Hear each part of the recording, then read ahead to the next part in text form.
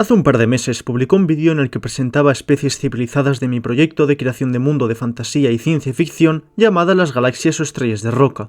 En este advertía que haría otro hablando de la biosfera de otros planetas sin civilización y otro hablando de las culturas humanas que se habrían expandido a lo largo de este universo. Este vídeo eventualmente será sobre las biosferas vírgenes, así que dicho esto, démosle.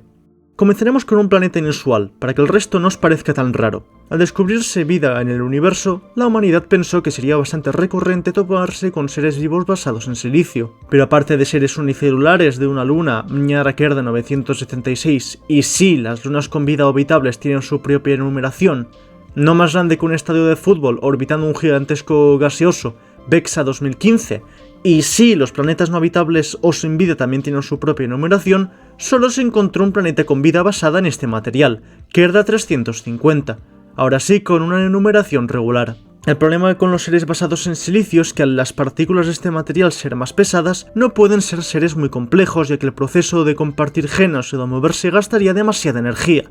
Por lo que la mejor baza, como en este planeta, es uno repleto de arrecifes que cubren miles y miles de kilómetros. Las costas de este planeta están habitadas por una flora muy semejante al musgo, no pudiendo retener agua por sí mismos y dependiendo de las mareas para hidratarse, pero con ventajas a la hora de hacer fotosíntesis al no taparles el agua constantemente. Al no conocerse muy bien lo concerniente a la vida basada en silicio, no se ha querido equilibrar el planeta por miedo a los efectos que pudiese tener el cambio en estos seres vivos. Por lo que la única manera de visitarlo presencialmente sería con hoteles cúpula o usando trajes espaciales, y de este planeta se extraerían minería, energía mareomotriz, eólica, solar y nuclear dado una sierra en tierra firme muy rica en plutonio natural. Es por culpa de esta montaña radioactiva que la vida no es muy factible en la tierra firme salvo en las costas, y solo si se es algo muy estromófilo. Por suerte esta montaña se encuentra muy en el interior y en medio de un desierto en el que no ha llovido por 1 millón de años y medio, por lo que rara vez la lluvia ácida ha transportado partículas suyas radioactivas al mar, momento en el que generaría un desastre ambiental. Pero dada la inmensa diversidad biológica, las extinciones plutónicas, como se han llamado estos eventos ocurridos cada pocas decenas de miles de años en este planeta, no suelen llegar a estropear mucho el paisaje, al menos no si no se prolongan mucho, porque de otro modo sí sería un problema. En los mares de este planeta, no obstante, hay un grupo muy diverso de seres vivos capaces de desplazarse. Usando las corrientes del mar, iría de ser sésil en ser sésil polinizando, sin apenas competencia y con una gran demanda de sus servicios. Se atiborraría constantemente, compensando un poco la pérdida de energía constante. Estos serían los Hesalamurga Soseaengerda. Otras especies a mencionar serían los Nogiareya, Ñagoseibura odole o los gigantescos Cadinesier, quienes pese a ser un único ser vivo, en su forma ramificada tendida en el suelo se expanden a kilómetros de la redonda y si una de sus partes no puede suplirse, muere por separado sin que el resto del organismo se vea afectado e incluso se puede dividir en varias partes si se ve necesario, no siendo su método de reproducción predilecto, como las estrellas de mar, pero funcionando para multiplicarse al no ser un ser vivo simétrico. Kerda 707 es un planeta muy perturbador. No por algo una criatura mortífera en particular, sino porque la flora y fauna del planeta es casi idéntica a Planeta Madre, con algunos anacronismos, pero bueno, eventualmente hay seres vivos que no hay como los Basanoro, Kuñumadar o los Dovoko. Y, a su vez, especies del Planeta Madre que aquí no están como las cucarachas, los cetáceos o las tortugas. En cambio, hay seres muy parecidos a mamuts, escarabajos y humanos. No obstante, estos no son sapientes, viven como animales y su lenguaje se basa en ruidos cuya información no llega a ser más compleja que peligro, ayuda, comer o ponerse nombres basados en chasquidos, gruñidos y silbidos. Eventualmente hay diferencias físicas obvias entre la flora y fauna materna y la de 707. Pero las similitudes tanto de biología como en composición del planeta, haciendo que un humano moderno pueda pisarlo sin haberlo terraformado, solo teniendo cuidado con las enfermedades aéreas, resultan escalofriantes. Si aceptamos la teoría de que el universo es infinito con infinitos planetas, se habría dado una infinitud de combinaciones ambientales que diesen a un planeta idéntico a la Tierra. Lo perturbador es que con el león de Tafukt se descubrió que ese no era el caso, y de serlo, sería mucha suerte toparnos con un planeta así a una distancia relativamente corta. Recordemos que el rango de dominación humana llegó a solo 13 galaxias, una mota de polvo en comparación al resto del universo. ¿Qué implicaciones éticas tendría toparnos con lo que pudo haber sido el planeta madre entre las constelaciones? ¿Nos tendríamos que replantear cómo funciona la estadística y gran parte de las matemáticas? ¿La existencia de algún dios que haya dado prioridad a la forma de vida materna y que nos quiera dar una lección en nuestro viaje? La convergencia evolutiva en este planeta es altamente inusual y para según qué personas tétrica. Antes de que os lo preguntéis, no. Ni los continentes son idénticos a los del planeta madre, no se conservan mapas originales del planeta madre, pero documentos del momento hablan de tales diferencias, ni hay una compatibilidad genética tal como para que haya descendencia entre un humano materno y un humano de 707. Desde fuera, Kerda 446 parece ser desértico e inhóspito, con una atmósfera muy poco densa, pudiéndose ver levemente las estrellas en mediodía desde su superficie. No obstante, si usas georradares te toparás con un sistema de cuevas gigantesco. Ahí los gases son mucho más densos y los ríos, lagos e incluso mares subterráneos abundan. Aquí es en donde la vida prospera, siendo ciega, respirando el oxígeno junto con otros gases de la cueva y expulsando dióxido de carbono. Este dióxido de carbono llega a unos seres coloniales que conectan con otros en sistemas de raíces, los cuales llegan hasta la superficie. Estos hacen la fotosíntesis en lo alto para poder capturar el carbono del oxígeno hasta abajo, los Uralegaria. En estos túneles, que comprenden de 2 metros a 8 kilómetros de profundidad, viven seres como los Kedeamunyukadi, Zaveva o los Setaloge. No obstante, hay un reducido grupo de seres que se han atrevido a tocar la superficie. Estos, aparte de aguantar alrededor de 3 horas de la respiración, tienen unas corazas que les protegen de la radiación solar para poder moverse de túnel en túnel y así desplazarse más rápido, cambiando de cueva en cueva, permitiéndose reproducirse con individuos de otras regiones y alimentarse de las nutritivas flores de los Uralegaria. Los Yerimoñ. Según análisis geológicos, el planeta aún está en su primer periodo geológico, sin haber sufrido de ninguna extinción masiva y solo teniendo 1000 millones de años de historia de la vida, en contraposición al planeta madre que tenía alrededor de 4000 millones. Se estaría presenciando un capítulo tal como el del Tiktaalik Roseae de nuestro mundo, cuando al tocar tierra firme iniciaría con un nuevo capítulo para la historia del planeta que al fin podría ver la luz del sol. Y de un planeta con una vida muy joven pasaremos a una con una muy anciana, incluso más que la de planeta madre. A tan solo 70 millones de años para que la estrella que orbita muera, la vida avanza como si no estuviera al borde del colapso. Es de esta manera que, al haber habido más tiempo para evolucionar, la morfología de muchos de los seres de este planeta es más compleja que la media en este universo, y con el doble de clases de seres vivos que en el planeta madre virgen, permitiéndose sobrevivir en lugares inhóspitos sin ser necesariamente extremófilos. Desde seres que pueden mover la temperatura de su alrededor al emitir ciertos químicos, como los Angmes, a otros capaces de camuflarse con tal perfección que logra burlar los detectores humanos, como los Quaseros Manañ, e incluso unos capaces de volar hasta los 14 kilómetros de altura por un sistema respiratorio muy complejo, cosa que les permite respirar, aunque tampoco sobre mucho más dado la menor densidad del aire que necesitan para volar, los Esauzo. En cualquier momento eso solo podrá expandirse, cosa que engulliría este mundo en cualquier momento en el que muchos consideran que la humanidad debería estar lista para trasladar su vida a un nuevo sol. Aún así está el debate de si es ético inmiscuirse en la vida de un planeta, o si de qué se hará a medida que más soles se vayan muriendo, dejando el universo con cada vez menos espacio. Es de este modo que se suelen abogar por dejarlos morir como le corresponde, siendo lo más ético que se podría hacer. Kerda 60 es un planeta gaseoso un 60% más grande que Júpiter. La humanidad, a la hora de explorar las estrellas, se esperaba encontrar con vida en planetas gaseosos, pero solo se topó con uno que tuviera vida compleja.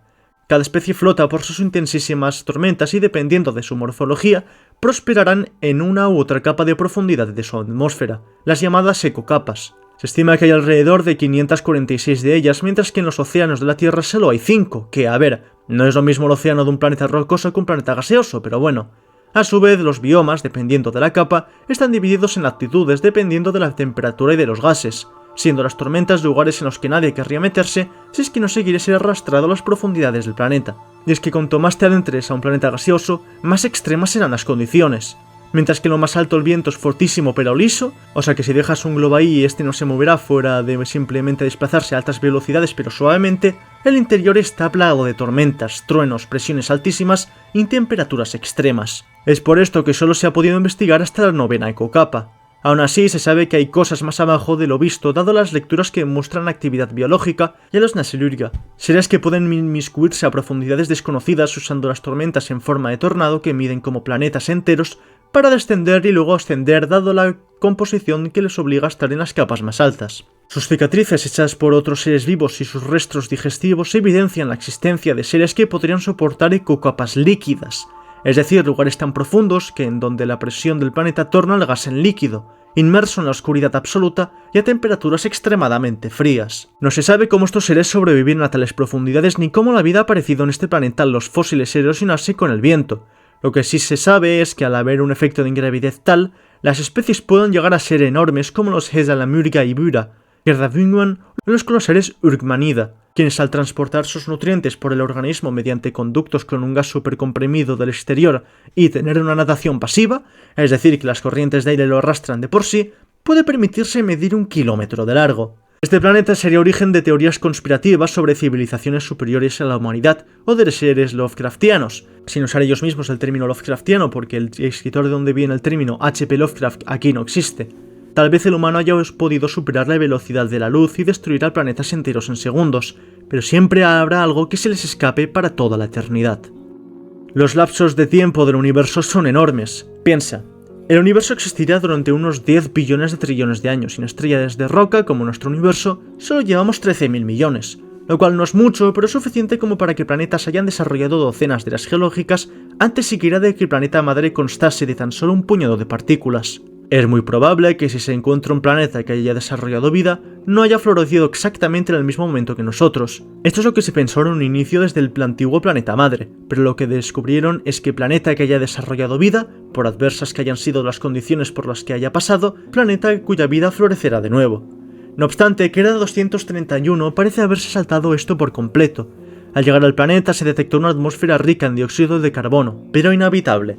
Uno pensaría que habría pasado la mayor parte de su existencia así, al menos hasta que se mirase en el suelo, repleto de fósiles que reflejan eras geológicas enteras, hasta que en la quinta todo se cortó.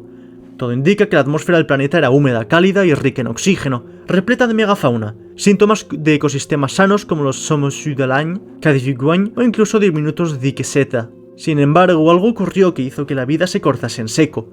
Hoy en día no hay vida alguna en el planeta fuera de la que llegó con la maternización. No hay nada en el registro fósil ni en los químicos de las capas de la Tierra que indiquen que algo haya acabado con todo ser vivo de este planeta.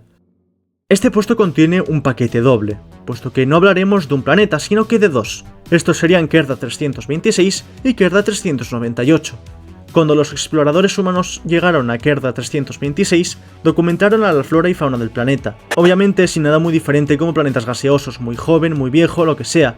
Se tenían sus propios filos, sus propias estructuras moleculares, sus propios mecanismos, pero fue a la hora de llegar al registro fósil que se sorprendieron, y es que este no llegaba nada más lejano que 52 millones de años. Y no era que sus huesos tuvieran una composición química que les impidiese fosilizarse correctamente, o que la vida hubiera empezado hacía 52 millones de años, simplemente, como en Kerda 231, el registro cesaba de golpe.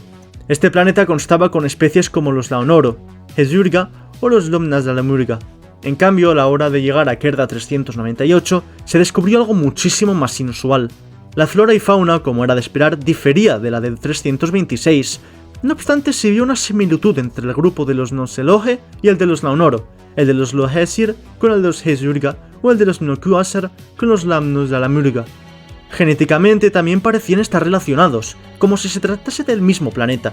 Pero fue mirar en el registro fósil que las mismas sospechas que tienes tú mismo o misma se hicieron realidad.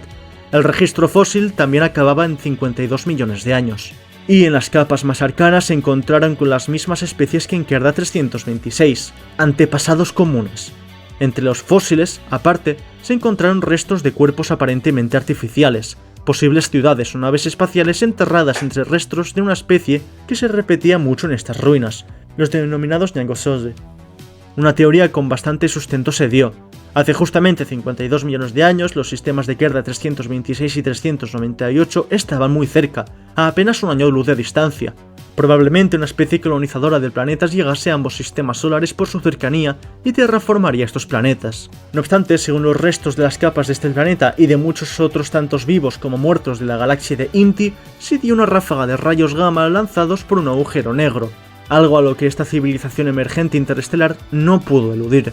No se sabe de dónde venga la vida de estos dos planetas, ni se han descubierto más planetas colonizados por ellos, pero el descubrimiento de una civilización como la del planeta madre millones de años antes fue un dato inquietante para la humanidad, y asentó la duda de qué pasaría si una civilización como la Amalgama, o más poderosa que haya sobrevivido, se llegase a cruzar con ella.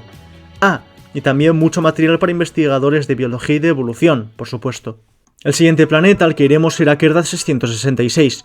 Y no tiene nada que ver con el diablo. No en todos los universos con religiones tan dispares el número del diablo es el mismo, menos aún en una civilización intergaláctica que literalmente prohibió la religión. Este planeta mediría el doble de la Tierra, haciendo que a su vez la gravedad fuese el doble. Esta es tal que, fuera de máquinas especializadas en explorar los recursos naturales del planeta, el humano no podría pisarlo de ninguna de las maneras. Esto ha permitido que hayan 5 continentes y unas formas de vida muy pequeñas, dado a no poder soportar tanto peso, habiendo el doble de espacio, convirtiéndolo en el planeta más biodiverso conocido. El ser vivo más grande de este planeta sería el Mnovadurikadike, del tamaño de una ballena jorobada, bastante lejos de lo más grande de la Tierra, la ballena azul, y da gracias a la ingrediente del océano en el que vive. Pero la mayoría de seres vivos, especialmente los que viven en tierra, no son mucho más grandes que un perro pequeño como los Vermanida o los Siriskae.